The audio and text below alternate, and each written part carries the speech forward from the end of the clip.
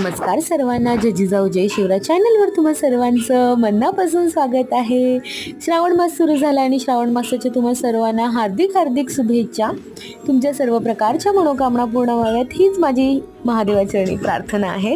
आज रविवार होता आणि रविवारी काहीतरी स्पेशल असावं म्हणून मी मिसळपाव बनवली होती। थोडा वेगळ्या पद्धतीची होती, कारण मी खूप व्हिडिओजमध्ये पाहिलं होतं की ती मोहरीच्या तडकेवाली बटाट्याची भाजी असते, त्या भाजीसोबत ही मिसळ सर्व केली जाते।